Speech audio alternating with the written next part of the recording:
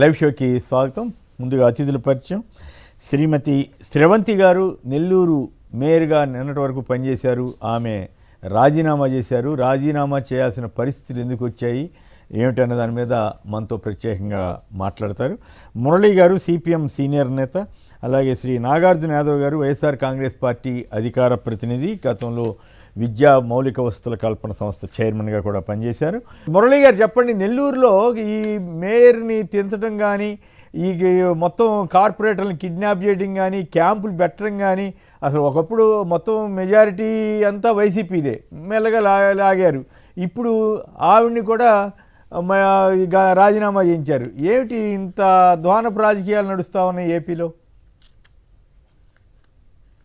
మీకు ప్యానెల్లో ఉన్నటువంటి స్రవంతి గారు, నాగార్జున గారికి, వీక్షకులకి అందరికీ సిపిఎం పార్టీ తరఫున నేను ముందుగా నమస్కారాలు తెలియజేస్తున్నాను. ఒక అన్డెమోక్రటిక్ మెథడ్స్ అనేవి ఈ రాష్ట్రంలో చాలా పెద్ద ఎత్తున జరుగుతున్నాయి. దానికి ఒక పరాకాష్ట మనకు క్లియర్గా కనిపిస్తున్నటువంటి అంశం నెల్లూరులో మేయర్ని తొలగించడానికి జరిగినటువంటి కుట్ర. ఇది ఏ రకంగానూ సమర్థనీయం కాదు. దానికి పూర్వం తిరుపతిలో ఇదే రకంగా జరిగింది. ఇంకొన్ని చోట్ల కూడా ఇదే రకమైనటువంటి ప్రయత్నాలు చేశారు.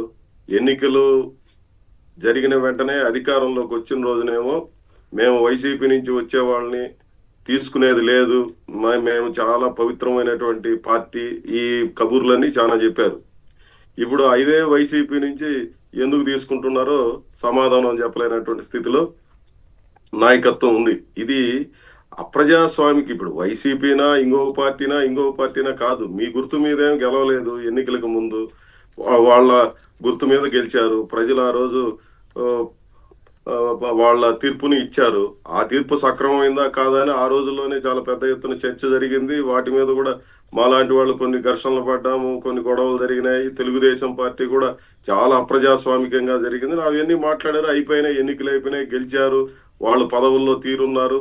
ఇప్పుడు అధికారంలోకి వచ్చిన తర్వాత మీ అధికారాన్ని అడ్డం పెట్టుకొని పోలీసుల ద్వారా కిడ్నాపులు చేయించారా, అధికార పార్టీ నాయకులా, లేదా అంటే రౌడీలు చేశారా, ఎవరైనప్పటికీ ఒక రాంగ్ మెథడ్ లో పోయి మీకు అసలు ఏమీ లేదు. అక్కడ వాస్తవంగా నెల్లూరులో దాదాపు వైసీపీనే మొత్తం సీట్లు గెలిచింది. తెలుగుదేశం పార్టీకి స్థానం లేదు. ఇక్కడైతే తిరుపతిలో అయితే ఒకే ఒక్క కార్పొరేటర్ ఇక్కడ గెలిచింది. ఇక్కడ ఒక కార్పొరేటర్ ఉన్నటువంటి చోట ఉప మేయర్ స్థానాన్ని గెలుచుకున్నారు తిరుపతిలో, దాని పక్కనే ఉన్నటువంటి ప్రాంతంలో.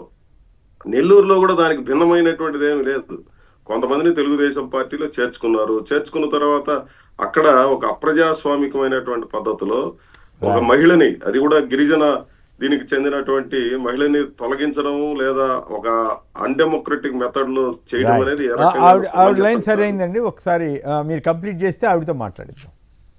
దీన్ని మేము తీవ్రంగా వ్యతిరేకిస్తున్నాం. ఈ అన్డెమోక్రటిక్ మెథడ్స్ అది ఎవరైనప్పటికీ, ఎవరు అధికారంలో ఉన్నా వీటిని సరైనటువంటిది కాదు అని చెప్పి నేను అభిప్రాయపడుతున్నాను. రైట్. శ్రవంతి గారు చెప్పండి, అసలు ఏం జరిగింది, ఏమిటి పరిణామక్రమం అంతా ఎట్లా జరిగింది సంక్షిప్తంగా చెప్తూ వెళ్ళండి. ఓవరాల్గా అసలు ఇప్పుడు ఈ కిడ్నాపుల పర్వం కానీ, క్యాంపులు కానీ, చివరికి మీ మీద ఎలాంటి ఒత్తిడి ఏర్పడింది?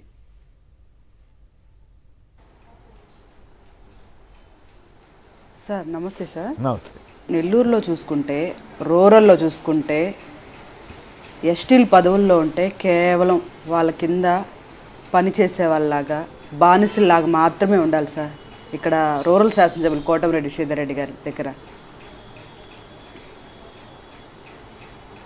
ఓకే, కంటిన్యూ చేయండి, మీ వాదన చెప్పేసి.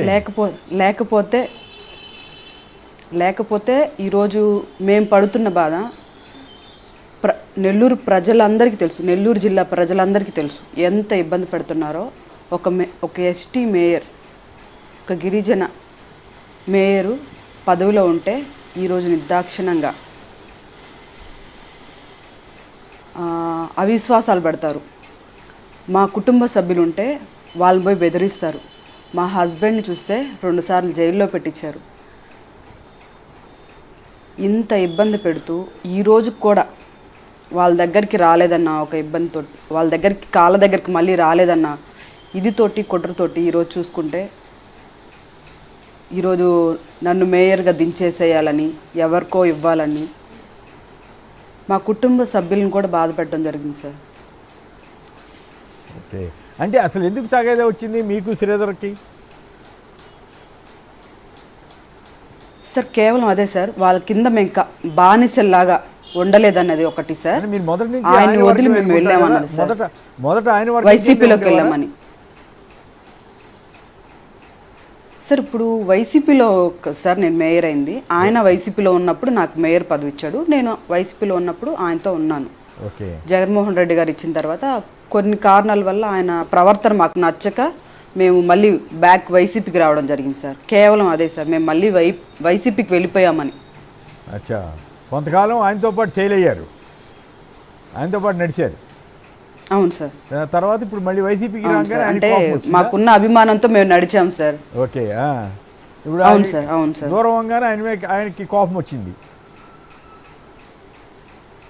అవును సార్. మొత్తం లాస్ట్ ఎలక్షన్లో మేము వైసీపీకి పని చేసామని సార్. ఓకే. ఇప్పుడు మీ హస్బెండ్ని ఎందుకు జైల్లో పెట్టించారు? సార్ ఏదో కౌన్సిల్ మున్సిపల్ ఆఫీస్లో మేమేదో కోట్లు కొల్లగొట్టేసామని చెప్తున్నారు సార్. ఇక్కడ రూరల్లో పరిస్థితి ఏంటి సార్, ఎవరైనా ఏం పని చేయాలన్నా అక్కడ ఆర్డర్ రావాలి, ఆర్డర్ పాస్ అయితేనే ఆ పని చేసే పరిస్థితి సార్. మేము ఇక్కడ కోట్లు కొల్లగొడుతుంటే కార్పొరేషన్లో నా భర్త వాళ్ళు చూస్తూ గమ్ముగా చప్పట్లు తడుతున్నారు సార్. చెప్పండి. అంటే తప్పుడు కేసులు పెట్టించారు. ఇక్కడ రూరల్లో పరిస్థితి ఏంటంటే తప్పుడు కేసులు రూరల్ పెట్టించారు. నియోజకవర్గంలో అంతా ఆయన కనుసంధల్లో జరగాలన్నది సార్. ఓకే. అంతేనా? నెల్లూరు టౌన్ మొత్తం ఆయన కంట్రోల్కి వెళ్ళిపోయిందని ఆయన మంత్రి గారు ఏం పెద్ద పట్టించుకోరేమో కదా? అవును సార్. ఇప్పుడు ఆ రూప్ కుమార్ అన్న ఆయన కూడా బ్లాక్ మెయిల్ చేసే పరిస్థితి సార్. మంత్రి గారనే కానీ సార్ ఆయన మీద కూడా అసభ్యకరమైన వీడియోలు పెట్టించి ఆయన్ని కూడా బ్లాక్ మెయిల్ చేస్తారు సార్. నిజమా? మరి మంత్రి గారు చంద్రబాబు గారి సన్నిహితుడు కదా, ఆయన ఏం చేయలేకపోయాడుదా? సన్నిహితుడే సార్, కానీ ఆయన ఏం చేయగలుగుతారు సార్?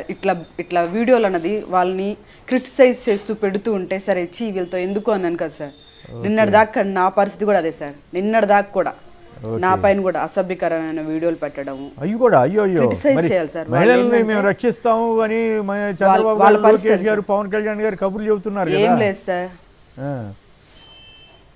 మీకు జరిగిన అన్యాయాన్ని వాళ్ళు పట్టించుకోవాలా? మీరు కంప్లైంట్ చేశారా ఎప్పుడైనా? పట్టించుకోవాలి. చంద్రబాబు గారికి కానీ ఎవరికైనా కంప్లైంట్ చేశారా? పోలీసులు ఎలా ఉన్నారంట సార్, మేము మెయిల్స్ పెట్టాము సార్, మెయిల్స్ పెట్టాము. దగ్గరగా వాళ్ళకి చెప్పగలిగే వాళ్ళ చేత చెప్పించడానికి కూడా వాట్సాప్లో అన్నీ చెప్పిస్తే మేము ఎవరినైతే కాంటాక్ట్ అవుతామో వాళ్ళని మళ్ళీ బెదిరిస్తారు సార్. వాళ్ళు ఏ పొజిషన్లో అయినా ఉన్నాయి, వాళ్ళని కూడా బెదిరించే కోటమిరెడ్డి శ్రీధర్ రెడ్డి గారు రాజ్యాంగేతర శక్తిగా మారిపోయాడు అక్కడ సార్ ఈరోజు.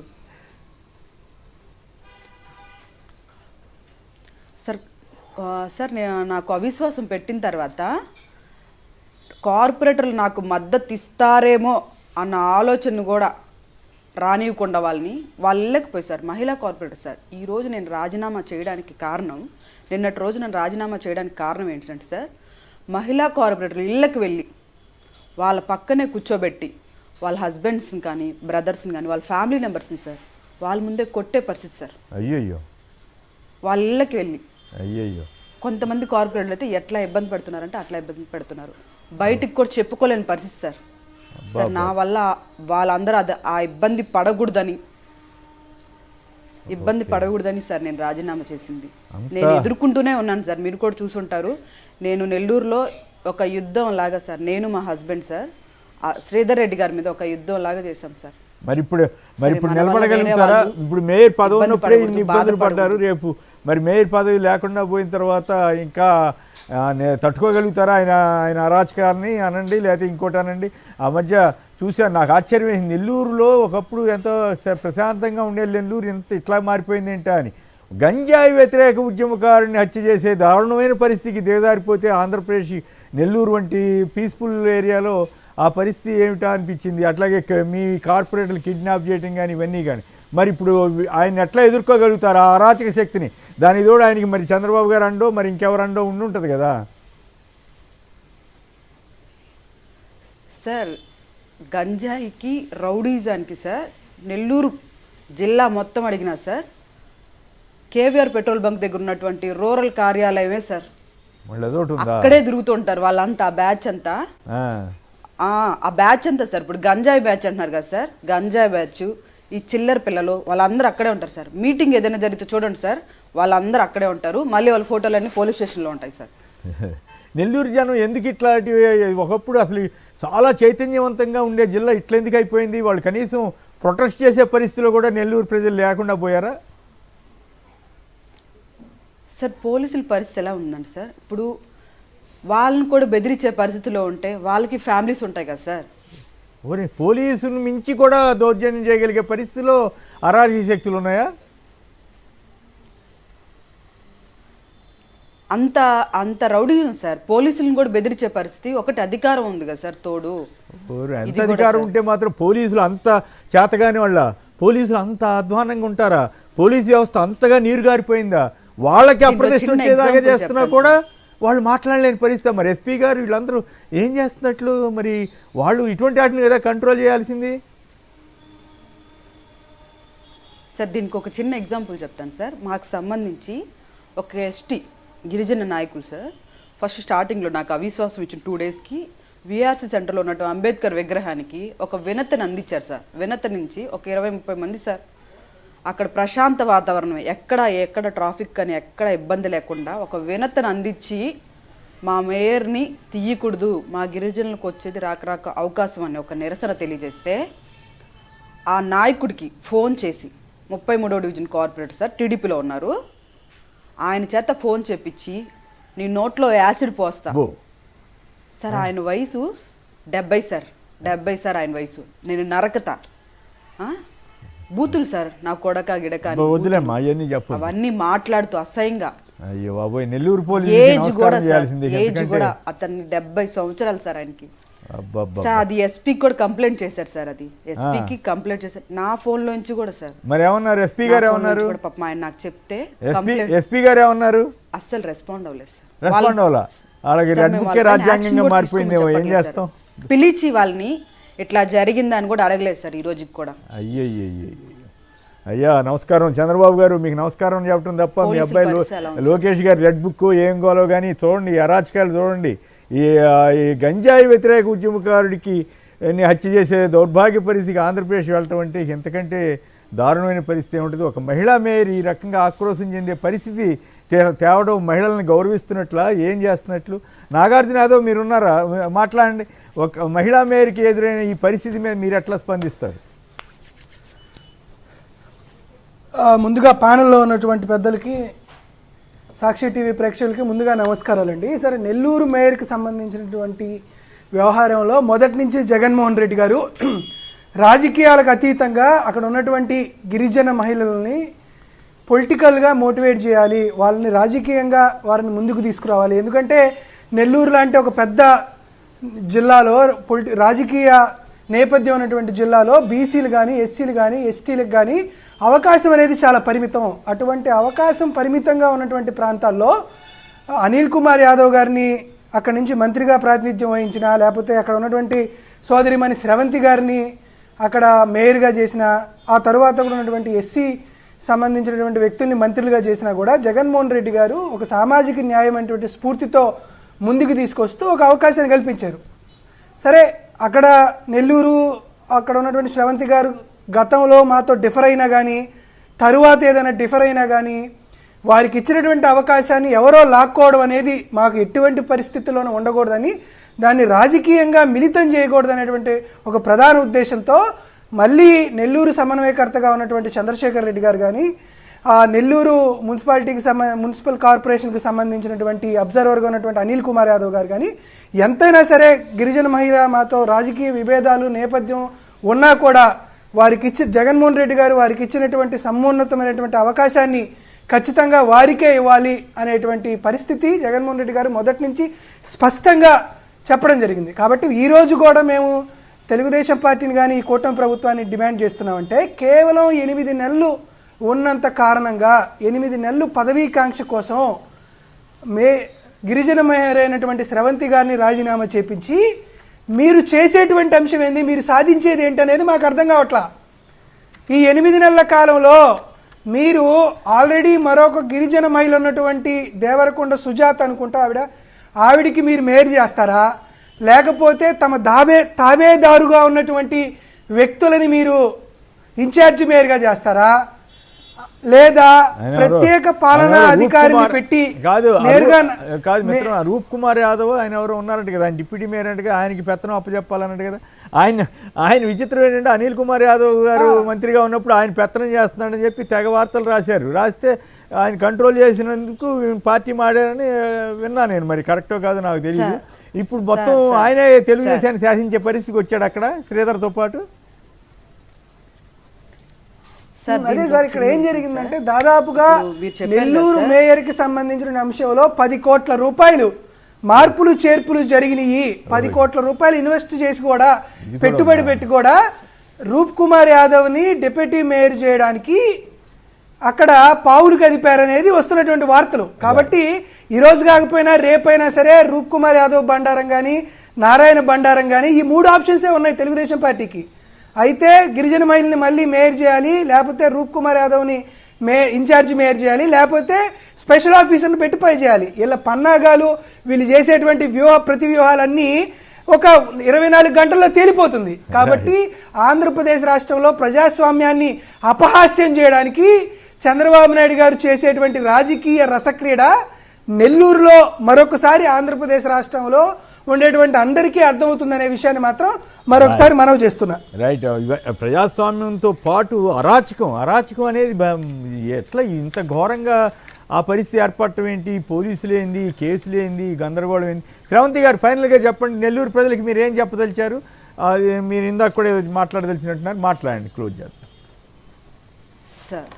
సార్ ఇప్పుడు మీరు అన్నారు కదా సార్, దేవరకొండ సుజాతకి ఇస్తారన్నది మాత్రం ఒక మాయ సార్. ప్రజలకి ఒక మాయలాగా వేసి ఇన్ఛార్జ్గా డిప్యూటీ మేయర్ రూప్ కుమార్ యాదవ్ గారు మామూలుగా అయితే 15 రోజులు వస్తుంది సార్ మేయర్ రిజైన్ చేస్తే ఆయనకి. ఆ 15 రోజులు కాస్త 11 నెలలు అవబోతుంది సార్. దానికోసం 6 కోట్లు ఖర్చు పెట్టారు సార్. ఇప్పటికి కార్పొరేటర్లకు కానీ అధికారులకు కానీ అందరికీ కూడా 6 కోట్లు ఖర్చు పెట్టినారు సార్. ఓకే. ఈరోజు కార్పొరేట్లు అందరికి కూడా ఫ్లైట్ టిక్కెట్లు వేసి విలాసవంతమైనటువంటి హోటల్స్లో రూమ్స్ బుక్ చేసి ఆయన మేయర్గా ఉండాలని ఆయన కళని నెరవేర్చుకోవడానికి 6 కోట్లు ఖర్చు పెట్టినారు సార్. క్యాంపులు కూడా పెట్టేశారనమాట. ఎక్కడ తీసుకెళ్ళాడు కార్పొరేటర్ని? సార్ అది గోవా సార్. గోవాకి ఫ్లైట్ టికెట్లు వేస్తున్నారు. ఇప్పుడు ప్రజెంట్ వాళ్ళందరినీ బయట ఉన్నారు సార్, నెల్లూరులో లేరు సార్. కార్పొరేట్లు అందరూ నెల్లూరులో లేరు సార్. బాగానే ఉంది. ఫైనల్గా కొంతమందిని కొట్టి సార్ ఇప్పుడు నెల్లూరు ప్రజలందరినీ నేను ఒకటే సార్ విజ్ఞప్తి చేసేది, మాలాగా దళితులు గిరిజనులకి ప్రజల అండా ఉంది సార్. కానీ ఇలా రౌడీజం చేసే వాళ్ళని ఎంకరేజ్ చేయడం వల్ల మాలాంటి వాళ్ళని ఈరోజు కూడా అనగదుక్కుతూ ఉన్నారు సార్. ఇలాంటి రౌడీ రాజకీయాలు చేసే రాజకీయ నాయకులు కోటరెడ్డి శ్రీధర్రెడ్డి గారు లాంటి వాళ్ళు. రైట్. మరి మీరు ఎదుర్కొంటారా వీటిని? మేము ఖచ్చితంగా ఎదుర్కొంటాం sir. Right. Thank you Sravanthi garu. ఎదుర్కొంటూనే ఉన్నాం సార్ మేము. ఏమండి? 2.5 సంవత్సరం నుంచి. రైట్. ఏదేమైనా ఎప్పుడైతే మేము మళ్ళీ బ్యాక్కి వెళ్ళామో అప్పటి నుంచి ఎదుర్కొంటూనే ఉన్నాం సార్. రైట్. ఇంకా ఈ వచ్చే 3 ఏళ్ళు కూడా ఎదుర్కోవాల్సిన పరిస్థితి, 3.5 ఏళ్ళు ఎదుర్కోవాల్సిందే. సో ఎదుర్కోవడానికి మీ పోరాటానికి సన్నద్ధం అవ్వండి, ప్రజాస్వామ్యయుతంగా చేయండి. వాళ్ళకి మళ్ళీ వాళ్ళని అరాచకాలను ఎదుర్కొనే విధంగా మీ వంతు కృషి మీరు చేయండి. ప్రజాస్వామ్యంలో ఇది ఒక హక్కుగా తీసుకోవాలి. థ్యాంక్ యూ శ్రవంతి గారు. నాగార్జున గారు చెప్పండి, ఈ మెడికల్ కాలేజీల మీద నిన్న ఈనాడులో వచ్చిన వార్త, ఇవాళ దాని మీద ఏ రకంగా వక్రీకరించారన్న దాని మీద వచ్చిన సమాచారం, వీటన్నిటి మీద మీ విశ్లేషణ చెప్పండి. మరోవైపు విశాఖ ఉక్కుని ఆపరేషన్ డివిజన్ కూడా ప్రైవేటైజ్ చేస్తున్నారట. ముందు మెడికల్ కాలేజీ గురించి మాట్లాడండి, తర్వాత విశాఖ గురించి కూడా మాట్లాడండి. సో ముందుగా ఈరోజు వైఎస్ఆర్ కాంగ్రెస్ పార్టీ ఉద్యమంగా మొదలుపెట్టినటువంటి 1 కోటి సంతకాల సేకరణ లక్ష్యాన్ని దాటి చాలా వడివడిగా మేము 1 కోటి సంతకాలు అనుకుంటే అది అప్రాక్సిమేట్లీ 1,10,00,000 దాకా సంతకాలు అయినాయి అని మాకు వస్తున్నటువంటి వార్త అండి. ఇది మొత్తం జిల్లా కేంద్రాల నుండి ఈరోజు జగన్మోహన్ రెడ్డి గారికి 175 నియోజకవర్గాల నుండి ఆ సంతకాలన్నీ జగన్మోహన్ రెడ్డి గారికి సబ్మిట్ చేయడానికి అన్ని జిల్లాల నుండి కూడా తాడేపల్లికి ఈరోజు ఒక ర్యాలీ జరుగుతుంది. కాబట్టి ముందుగా ఈ 1 కోటి సంతకాలు సేకరించినటువంటి వైఎస్ఆర్ కాంగ్రెస్ పార్టీ కార్యకర్తలకి, స్వచ్ఛందంగా ఈ ఉద్యమంలో భాగస్వామ్యం పెంచుకున్నటువంటి ప్రజలందరికీ ముందుగా మనస్ఫూర్తిగా నాకు అభివందనలు తెలియజేస్తున్నా. సరే, పీపీపీ మోడ్ అంటున్నారు కాబట్టి కిరణే కదా సార్ ఆయన పేరు, రామోజీరావు గారు అబ్బాయి పేరు కిరణే కాబట్టి ఆయన మాట్లాడుతుంది దీని గురించే. పార్లమెంటరీ ఆఫ్ ఇండియన్ రాజ్యసభ ఇదేనండి ఆ పార్లమెంటరీ కమిటీ. ఈ రిపోర్టు గురించే పాపం ఆయన మాట్లాడుతున్నాడు, ఆయన రాస్తున్నాడు. చంద్రబాబు నాయుడు గారు చేసేటువంటి అత్యంత ఘోరమైన చండాలమైన పనిని సమర్థించుకోవడానికి కిరణ్ గారు చూపిస్తున్నటువంటి డాక్యుమెంట్ ఇదే. పాప అసలు నిజంగా వాస్తవానికి ఈ డాక్యుమెంట్లో ఏం చెప్పారు, ఇది ఒక పార్లమెంటరీ కమిటీ అని చెప్పారు. దీనికి ప్రజలకు కూడా పార్లమెంటరీ కమిటీ చెప్పింది కదా అనేటువంటి ఆలోచన వస్తుంది. కాబట్టి ఫస్ట్ పార్లమెంటరీ కమిటీ చేసినటువంటి సిఫార్సుల్ని కేంద్ర ప్రభుత్వం ఖచ్చితంగా అమలు చేయాలనేటువంటి నిబంధన లేదు. First point number 1. Point number 2, ఒకవేళ పార్లమెంటరీ కమిటీ చేసినటువంటి సిఫార్సులని అమలు చేయాలి అనేటువంటి ఆలోచనే వారికి ఉంటే ఈ పార్టీకి ఇండియన్ జ్యుడిషియల్ సిస్టమ్ కానీ, జీఎస్టీ కంపెన్సేషన్ కానీ, ఎలక్ట్రోల్ బాండ్స్ కానీ వాళ్ళు ఇచ్చినటువంటి ఎన్నో సిఫార్సుల్ని చెత్తబుట్టలు చేసినటువంటి పరిస్థితి చూసాం. అది సెకండ్ పాయింట్. థర్డ్ పాయింట్, నిజంగా పార్లమెంటరీ కమిటీని వీళ్ళు ఎంత గౌరవిస్తే 2024 నవంబర్ 30న ఒక పార్లమెంటరీ కమిటీ ఏం చెప్పిందంటే జగన్మోహన్ రెడ్డి గారి హయాంలో పోలవరం అనేది 77% పూర్తయిందని ఒక రిపోర్ట్ ఇచ్చింది. దానికి సంబంధించి ఈనాడు ఇచ్చినటువంటి రిపోర్టు, జగన్మోహన్ రెడ్డి గారు 2% కూడా కంప్లీట్ చేయలేదన్నారు కదా. ఇదే పార్లమెంటరీ కమిటీ పోలవరాన్ని 77% అంటే 76.79% పూర్తి చేసిందని పార్లమెంటరీ స్థాయి సంఘం ఇచ్చినటువంటి నివేదిక. ఈ నివేదిక చెప్పి జగన్మోహన్ రెడ్డి గారు చాలా విజనరీ, పోలవరం నిర్మాత ఆయనే, పోలవరం కట్టింది ఆయనే అని ఎందుకు రామోజీరావు ఈనాడు కిరణ్ గారు రాయలేకపోతున్నారంటే వాళ్ళకి ఈ పార్లమెంటరీ నివేదిక అనేది వాళ్ళకి పొలిటికలైజ్డ్ అవ్వదు కాబట్టి ఇది చెప్పట్లా. అయినా ఈ పార్లమెంటరీ కమిటీ ఏం చెప్పిందో చెప్తా. దీంట్లో దాదాపుగా 5 చాప్టర్స్ ఉన్నాయి సార్. ఈ 5 చాప్టర్లో ఏం చెప్పిందంటే చాప్టర్ 2లో చాలా స్పష్టంగా భారతదేశంలో 20,87,462 మంది ఎగ్జామ్స్ రాస్తున్నారు ఎంబీబీఎస్ కోసం. వాళ్ళల్లో 11 లక్షల మంది పాస్ అవుతున్నారు. కానీ వాళ్ళకున్న సీట్లు 1,77,658 మాత్రమే. సో మనకి ప్రైవేటు కాలేజీల ఆవశ్యకత ఉంది అని చాప్టర్ 2లో చెప్పారు. దాంతోపాటు చాప్టర్ 2లో పేరా నెంబర్ 2.7, 2.13 చూసుకుంటే ప్రైవేట్ అండ్ పీపీపీ కాలేజెస్ అనేవి రీజనల్ ఇన్ఈక్వాలిటీలకి దారితీస్తుంది. కాబట్టి ప్రైవేటు విద్యా సంస్థల్ని మీరు ఎక్కువగా ప్రోత్సహించాల్సిన అవసరం లేదని చెప్పింది. దాంతోపాటు సార్ చాప్టర్ 2లో ఒక కంపారిజన్ స్టేట్మెంట్ ఇచ్చింది. ఒక మెడికల్ కాలేజీలో చదివితే అంటే ఎయిమ్స్ ఢిల్లీలో 1,350 రూపాయల ఫీజు ఉంది.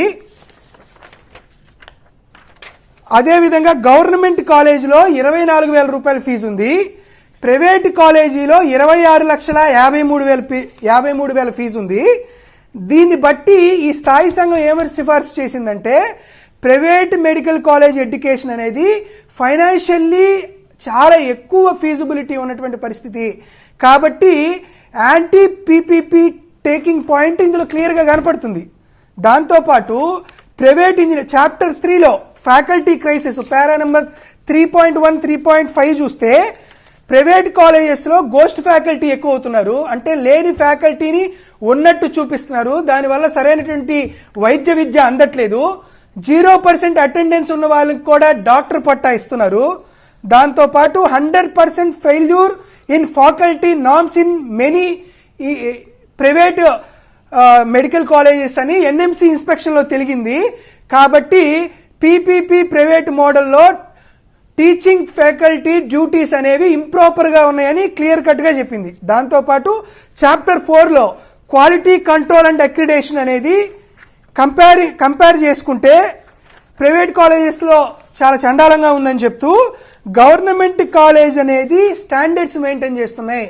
కాబట్టి స్టాండర్డ్స్ మెయింటైన్ చేయండి అని చెప్పింది. వాళ్ళు చెప్పింది కూడా ఏంటంటే ఒకవేళ గవర్నమెంట్ ఫెసిలిటీస్ ఏదైనా ఇబ్బందికరమైన పరిస్థితి ఉంటే మీరు పీపీపీ మోడ్లో ఇస్తే అది మంచి పరిస్థితే అని ఒక సజెషన్ చేసింది. దాంతోపాటు ఒకవేళ ఇన్ఫ్రాస్ట్రక్చర్ ఫెసిలిటీ చేయడం గవర్నమెంట్కి ఏదైనా ఇబ్బంది ఉంటే వర్చువల్ క్లాసెస్ క్రియేట్ చేయండి అని చెప్పింది. అంతే వాళ్ళు చెప్పింది. ఆ 2 పాయింట్లని తీసుకొని పీపీపీ విధానాన్ని పార్లమెంటరీ స్థాయి సంఘం చెప్పిందంటే, పార్లమెంటరీ స్థాయి సంఘం ఏం చెప్పిందంటే ఒకటి చెప్తా వినండి సార్. అసలుకి ఐపీసీ సెక్షన్స్ 124A అంటే ఏదైనా ప్రభుత్వం పైన గట్టిగా వ్యాఖ్యలు చేసినట్టు కేసు పెట్టి లోపలేస్తున్నారు కదా, ఈ సెక్షన్ ని రద్దు చేయండి అని చెప్పింది స్థాయి సంఘం. కేంద్ర ప్రభుత్వం రద్దు చేయాలా, చంద్రబాబు నాయుడు గారు రద్దు చేయాలా? అట్లయితే ఎలక్టోరల్ బాండ్స్ కి సంబంధించి అన్ని పార్టీలకి ఎలక్టోరల్ బాండ్స్ అనేవి లెవెల్ ప్లేయింగ్ ఫీల్డ్ లో ఇవ్వండి. ఇనానమస్ గా కొంతమంది తెలియని వాళ్ళు ఎవరో ఒకరు ఎలక్టోరల్ బాండ్స్ పార్టీలకి ఇస్తున్నారు, వాటిని రద్దు చేయండి అని చెప్పింది. రద్దు చేస్తారా? దాంతో పాటు ఐఏఎస్, ఐపీఎస్, ఐఆర్ఎస్ అనేటువంటి ఎలా అయితే పోస్టులు ఉన్నాయో, సుప్రీంకోర్టు ప్రధాన న్యాయమూర్తి అవ్వాలన్నా, హైకోర్టు ప్రధాన న్యాయమూర్తి అవ్వాలన్నా వారికి కూడా ఇండియన్ జ్యుడిషియల్ అడ్మినిస్ట్రేషన్ సిస్టమ్ అని ఒక ఎగ్జామ్ పెట్టి పాస్ అవ్వండి.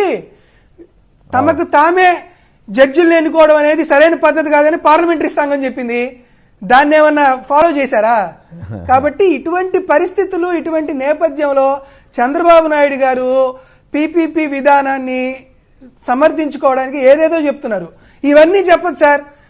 పీపీపీ మోడ్లో జగన్మోహన్ రెడ్డి గారు స్థాపించినటువంటి ప్రభుత్వ వైద్య కళాశాలని ఈ ప్రభుత్వం కూడా కొనసాగిస్తే జగన్మోహన్ రెడ్డి గారికి పేరు వస్తుందనేది ఏకైక అక్కాసు.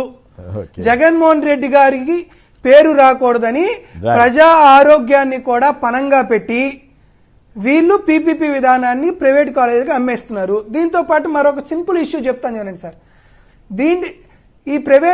ఈ ప్రభుత్వ కళాశాలని ఎక్వైర్ చేసుకోవడానికి ఒక 5 సంస్థలు ప్రీ బిడ్కి వచ్చినాయి.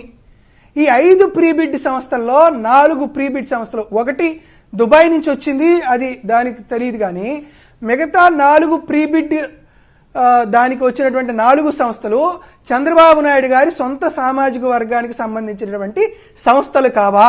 దీనికి సమాధానం చెప్పండి. మీరు ఎవరికి అమ్మేద్దాం అనుకుంటున్నారు? పీవీఆర్ హాస్పిటల్స్ అనే వాళ్ళు ప్రీ బిడ్డింగ్కి వచ్చారు. ఎవరికి? వాళ్ళు ఏ సామాజిక వర్గానికి సంబంధించిన వాళ్ళు?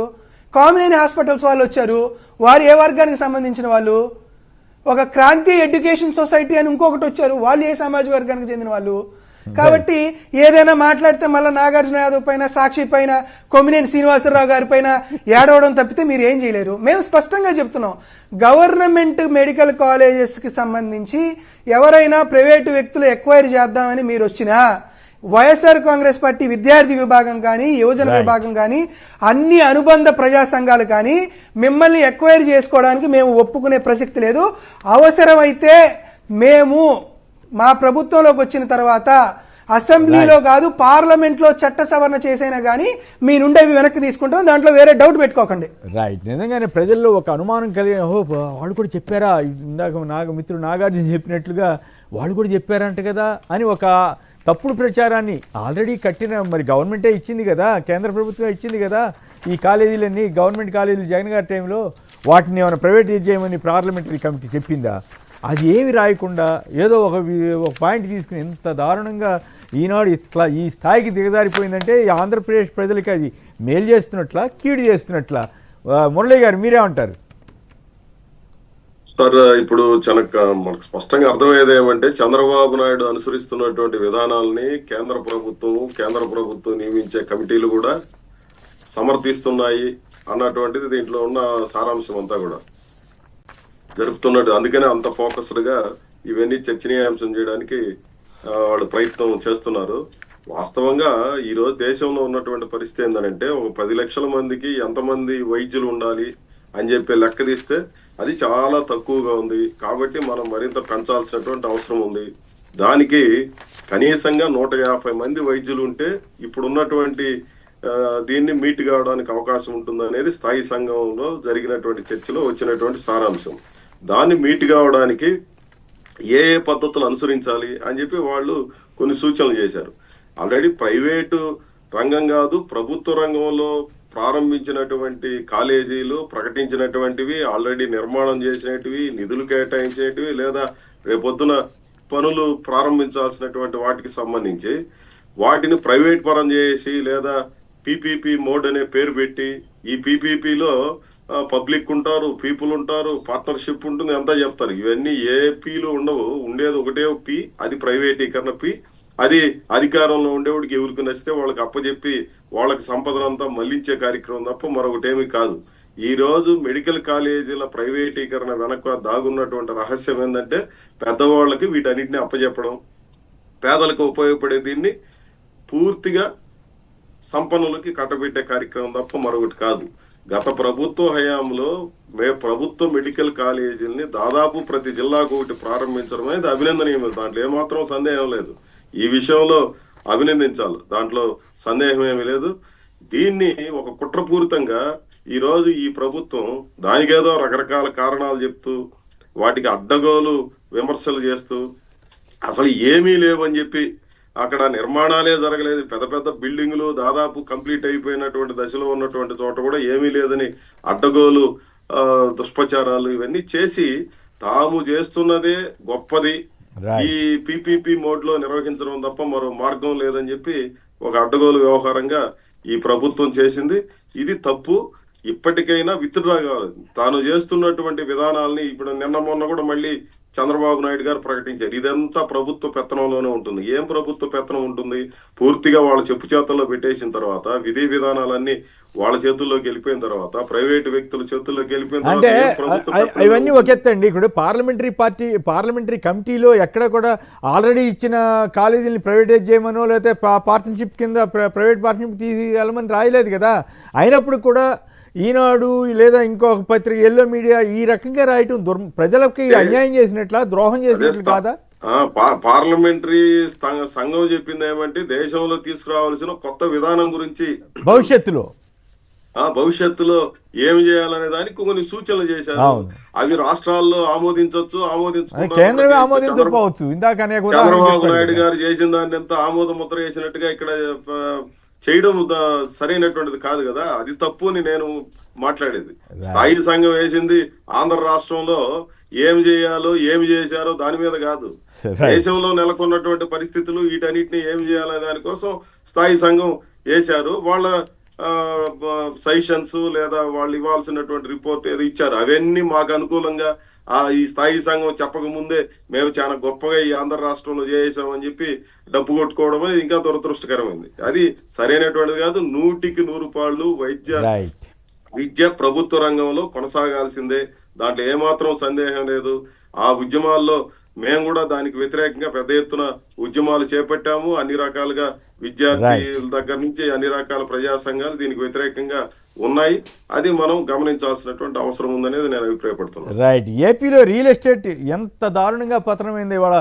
మన నాగార్జున గారు చెప్పండి, సంక్షిప్తంగా 2-3 అంశాలు ఉన్నాయి, ఒక్కొక్కటి మాట్లాడుకుంటూ వెళదాం. రియల్ ఎస్టేట్ నిజంగానే అంత ఘోరంగా పడిపోయింది. వాళ్ళ సాక్షిలో బ్యానర్ కథనం వచ్చింది, ఆదాయం కూడా ఎట్లా పడిపోయిందో కూడా చూపించినట్టున్నారు వాళ్ళు.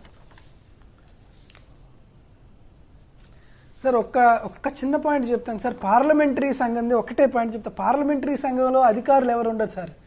పార్లమెంటరీ సంఘంలో డాక్టర్స్ ఎవరు ఉండరు సార్. పార్లమెంటరీ సంఘంలో లేకపోతే నిష్ణాతులైనటువంటి వాళ్ళు ఎవరు ఉండరు సార్. పార్లమెంటరీ సంఘంలో పార్లమెంట్ ఎంపీలు ఉంటారు అంతే. సో 31 నుంచి 35 మంది పార్లమెంట్ ఎంపీస్తో, ఆల్ పార్టీస్కి సంబంధించి ఎంపీస్తో ఒక చిన్న గ్రూప్ ఏర్పడుతుంది. దాంట్లో మెజారిటీ గవర్నమెంట్లో ఎవరైతే ఉన్నారో వాళ్ళందరూ ఉంటారు. అండ్ అపోజిషన్ పార్టీ వాళ్ళు కూడా ఒకరో ఇద్దరు ఉంటారు.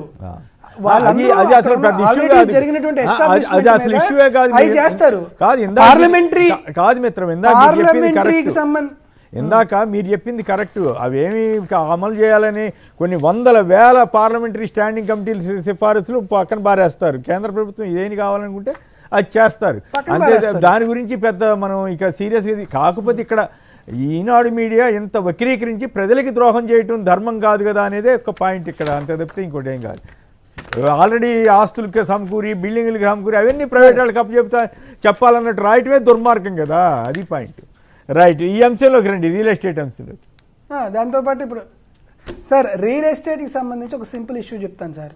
ఆంధ్రప్రదేశ్ రాష్ట్రంలో ఈరోజు 20 నెలల పరిపాలనలో, ఎందుకంటే పెద్దలు కమ్యూనిస్ట్ నాయకులు కూడా ఉన్నారు కాబట్టి చాలా స్పష్టంగా ఒకటి చెప్తున్నాను, ఎవరికైనా సరే ఈ ఈ 20 నెలల కాలంలో చంద్రబాబు నాయుడు గారు ఎవరికైనా ఒక్క గజం పేదవాడికి స్థలం ఇచ్చారా? First point. సెకండ్ పాయింట్, ఎక్కడైనా సరే కొత్తగా జగన్మోహన్ రెడ్డి గారు ఇచ్చినటువంటి స్థలాల్లో కానీ, లేకపోతే జగన్మోహన్ రెడ్డి గారు ఏవైతే పర్మిషన్స్ ఇచ్చినటువంటి ఈ హౌసింగ్ కార్పొరేషన్స్ కానీ, వీళ్ళు ఏదైనా గవర్నమెంట్ సెక్టర్ నుంచి వాళ్ళకి డబ్బులు ఇచ్చేటువంటి ఏర్పాటు జరిగిందా? రెండో పాయింట్. తర్వాత ఏదైనా సరే క్యాపిటల్ ఎక్స్పెండిచర్ పెట్టి ఆంధ్రప్రదేశ్ రాష్ట్రంలో కొత్తగా మెడికల్ కాలేజ్ అట్లా ప్రైవేటైజ్ చేశారు, కొత్తగా రోడ్లు ఏమైనా వేశారా? కొత్తగా ఆర్డీఓ ఆఫీసులు ఏమైనా కట్టారా? లేకపోతే కొత్తగా ఏదైనా ప్రభుత్వానికి సంబంధించినటువంటి అధికారాలను ఉపయోగించి ఏదైనా కొత్త డెవలప్మెంట్ యాక్టివిటీస్ చేంజ్ చేశారా? ఏం చేస్తే రియల్ ఎస్టేట్ రంగం పుంజుకునిద్ది? ఏమీ చేయట్లేదు కదా. కానీ ఎవరెవరు పుంజుకున్నారు? చంద్రబాబు నాయుడు గారు మాత్రం 2 ఇళ్ళు కట్టుకున్నారు సార్. ఒకటి అమరావతి ప్రాంతంలో మంచి లావిష్గా ఒక మంచి ప్యాలెస్ కట్టుకున్నారు. కానీ జగన్మోహన్ రెడ్డి గారిని ప్యాలెస్ అంటారు, కానీ వాళ్ళది మాత్రం పూరి గుడిసే ఉండిద్ది. వాళ్ళు సుమారుగా 2-3 ఎకరాల్లో కట్టుకుంటున్నా కానీ దాన్ని పూరి గుడిసె అనాలి. జగన్మోహన్ రెడ్డి గారు పార్టీ ఆఫీసు తన రెసిడెన్సీని రెండింటిని కలిపి ప్యాలెస్ అంటారు. సరే, అమరావతిలో కట్టుకున్నారు, కుప్పంలో కూడా ఒక ప్యాలెస్ కట్టుకుంటున్నారు. ఈ రాష్ట్రంలో పేదవాడు ఇల్లు కట్టుకోలేదు, కానీ నిరుపేదైనటువంటి చంద్రబాబు నాయుడు గారు 2 ఇళ్ళు కట్టుకుంటున్నారు. ఒకటేమో అమరావతిలో, మరొకటి కుప్పంలో. ఆల్రెడీ ఒక ఇంద్రభవనం, చంద్రభవనం జూబ్లీ హిల్స్ హైదరాబాద్లో ఉంది. కాబట్టి ఎవరు ఏదైనా కట్టుకున్నారు. ఈ రోజు అడుగుతున్నాం, రిజిస్ట్రేషన్ ఛార్జెస్ పెంచారు. నాకు తెలిసి ఫిబ్రవరి 2, 2025లో registration charges 30 to 50% registration charges పెంచారు. ఈ రోజు సహజంగా సంపద సృష్టి అనేది ఎక్కడ కనపడుతుంది సార్? రిజిస్ట్రేషన్ డాక్యుమెంట్స్ ఎన్ని ఉన్నాయి, క్రయ విక్రయాలు ఎంత జరిగినాయి అనేది ఫస్ట్ బేసిక్ ఫండమెంటల్ కాంపోనెంట్ గా మనం చూస్తాం. జగన్మోహన్ రెడ్డి గారు ముఖ్యమంత్రిగా ఉన్న చివరి సంవత్సరం అంటే 2023-24 కాలంలో ఆంధ్రప్రదేశ్ రాష్ట్రంలో 22,25,000 రిజిస్ట్రేషన్లు జరిగినాయి. ఇలా జరిగితేనే రియల్ ఎస్టేట్ రంగం కుదేలైపోయింది. జగన్మోహన్ రెడ్డి గారు ఇసుక పాలసీ తీసుకురావడం వల్ల కనీసం ఎవరికి ఏమి పనులు లేకుండా పోయినాయి అని చెప్పారు. మరి జగన్మోహన్ రెడ్డి గారు ముఖ్యమంత్రిగా దిగిపోయిన తర్వాత, చంద్రబాబు నాయుడు గారు ముఖ్యమంత్రిగా ఎక్కిన తర్వాత, జగన్మోహన్ రెడ్డి గారి కంటే చంద్రబాబు నాయుడు గారు ఒక 2,50,000 రిజిస్ట్రేషన్స్ తగ్గినాయి. ఏది లాస్ట్ ఇయర్. మరి ఈ ఇయర్ అయితే మరీ అధ్వానంగా సగానికి సగం తగ్గినాయి. 13,92,000 రిజిస్ట్రేషన్స్ జరిగినాయి. కాబట్టి వీళ్ళు రిజిస్ట్రేషన్ ఛార్జెస్ పెంచిన తర్వాతనే ఈరోజు సుమారుగా 7,000 కోట్ల రూపాయల జనాభా మీద ఈ రిజిస్ట్రేషన్ ఛార్జీల ద్వారా అదనంగా భారం వేసినటువంటి పరిస్థితి మనకు కనపడుతుంది. ఈరోజు చంద్రబాబు నాయుడు గారు చెప్తున్న అమరావతిలో కూడా రియల్ ఎస్టేట్ ఆగిపోయింది.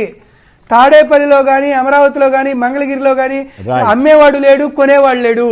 కాబట్టి ఆంధ్రప్రదేశ్ రాష్ట్ర ప్రభుత్వం అమరావతి అంతా అగమ్య గోచరంగా పెరుగుతుంది. కానీ ఇప్పుడైనా ప్రభుత్వం పాలసీలు తీసుకురావాలి. ఎక్కడ రిజిస్ట్రేషన్ జరగాలన్నా సరే అక్కడ ఉన్నటువంటి ఎమ్మెల్యేలకి కప్పం కట్టేటువంటి పరిస్థితి వస్తుంది.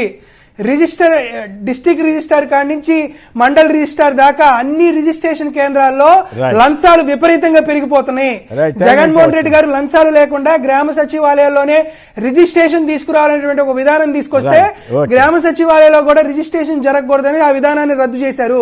కాబట్టి లంచాలు తగ్గించాలి, సంపద పెంచేలా చంద్రబాబు నాయుడు గారి ప్రభుత్వం ముందుకు చర్యలు తీసుకోవాలి. పెంచారు కదా, టీసీఎస్ వాళ్ళకి 99 పైసలకి ఇచ్చి, కాకినాడ 99 పైసలకి ఇచ్చి, వాళ్ళు ఎవరు ఊరసానా ఎవరికో తక్కువ ధరకి ఇచ్చి, లులుకి ఇచ్చారు. వాళ్ళ సంపద బాగానే పెంచారు కదబ్బా. రైట్. తిరుపతిలో ఎట్లా ఉంది? వాళ్ళు రిజిస్ట్రేషన్ ఫీజు కట్టరు కదా సార్, అందుకనే వాళ్ళకి సంపద పెంచారు. తిరుపతిలో ఎట్లా ఉందండి రియల్ ఎస్టేట్? మురళీ గారు సంక్షిప్తంగా చెప్పండి, మరో అంశంలోకి కూడా వెళ్దాం.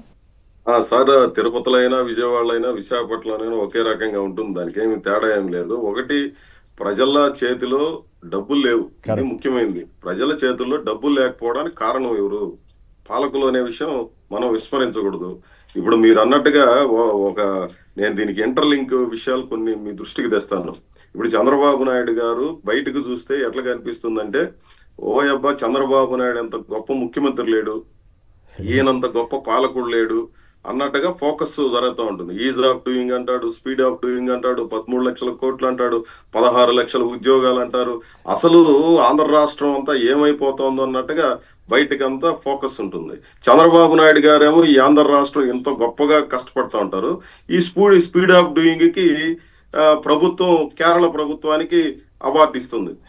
స్పీడ్ ఆఫ్ డూయింగ్ బ్రహ్మాండంగా చేసినటువంటి వాళ్ళు ఎవరు అని అంటే, ఈ దేశంలో మొట్టమొదటి స్థానం కేరళ రాష్ట్రం సాధించుకుంటుంది. కానీ బయటికి ప్రధాన మీడియానో లేదా జరుగుతున్నటువంటి చర్చ ఇవంతా చూస్తే చంద్రబాబు నాయుడు మించిన speed of doing, is of doing చేసేటువంటి మనిషి లేడన్నట్టుగా జరుగుతుంది.